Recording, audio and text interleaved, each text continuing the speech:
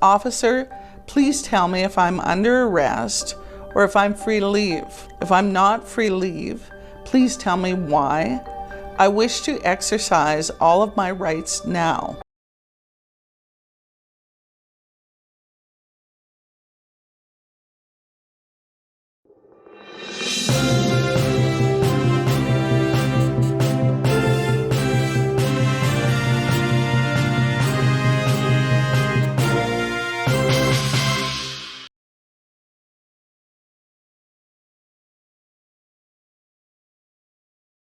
I'm holding a statement to police that we've drafted for our people that interact with police so that they understand what their rights are.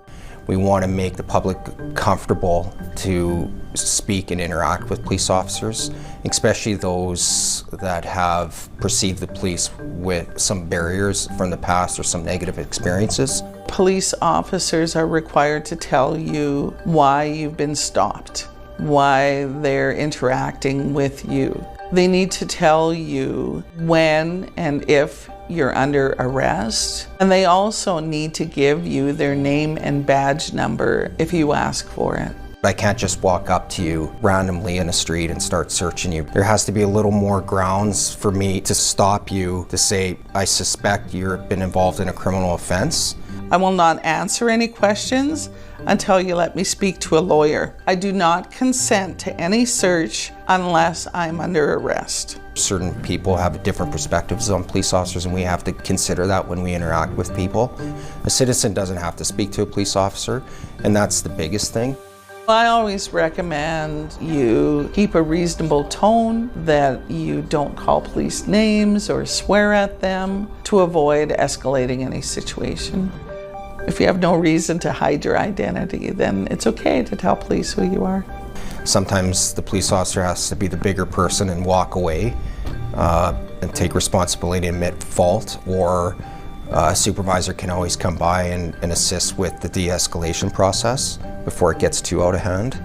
It's important to notice things like, where did this happen, what time, what is the unit number of the vehicle.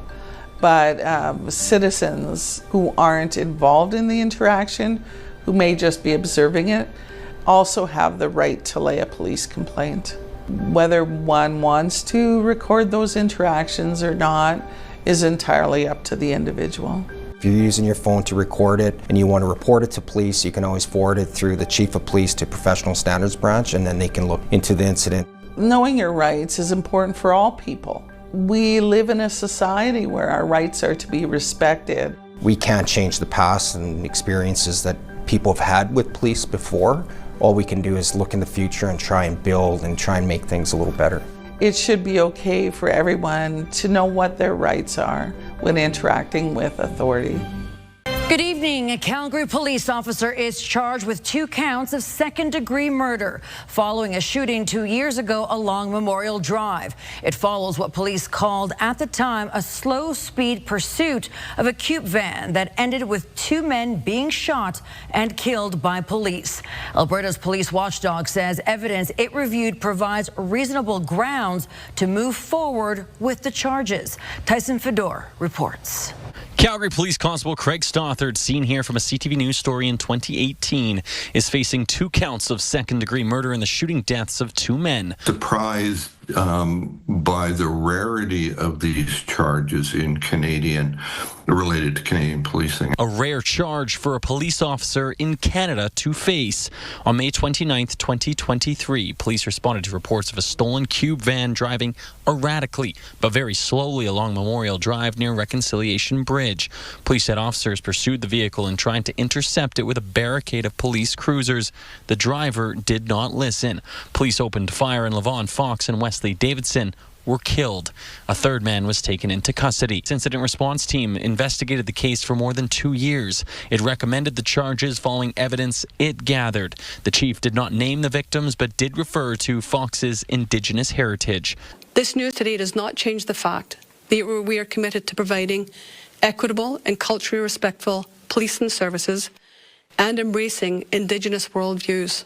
The 51-year-old officer involved is a 15-year veteran of the Calgary Police Service. We can't give the officer the benefit of the doubt that just because he's a police officer and has had the training, that his actions were justifiable. The Crown has made a determination that they think they can get a conviction.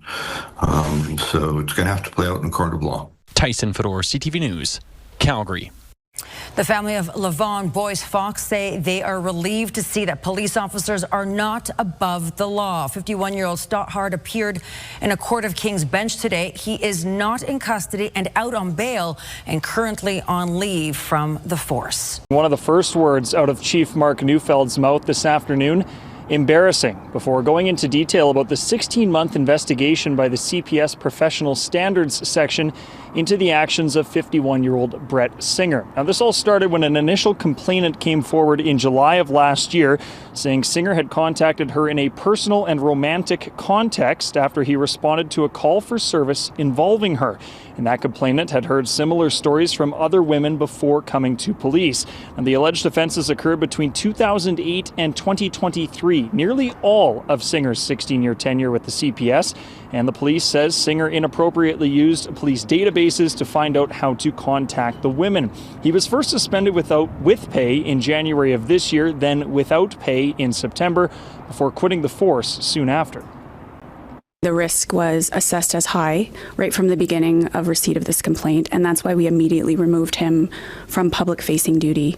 We then continually assessed the evidence, and as more victims became aware to us, we escalated our restrictions on this member. This type of behavior certainly does undermine trust and confidence with the public in a very serious way, and it does. It actually runs contrary to the work that the members of the Calgary Police Service do in the community every day, and so yes, it is demoralizing for sure. Police believe Singer left the country soon after resigning and hasn't returned. Now, as you mentioned, he's wanted on a Canada-wide warrant on one charge of breach of trust and another charge of misuse of a computer system. And guys, given the decade-and-a-half timeline of these allegations, Chief Neufeld believes there could be more victims out there who've experienced a similar situation. Anyone who has believed they've been contacted inappropriately by Singer or any other CPS officer for that matter is asked to call the Professional Standards section.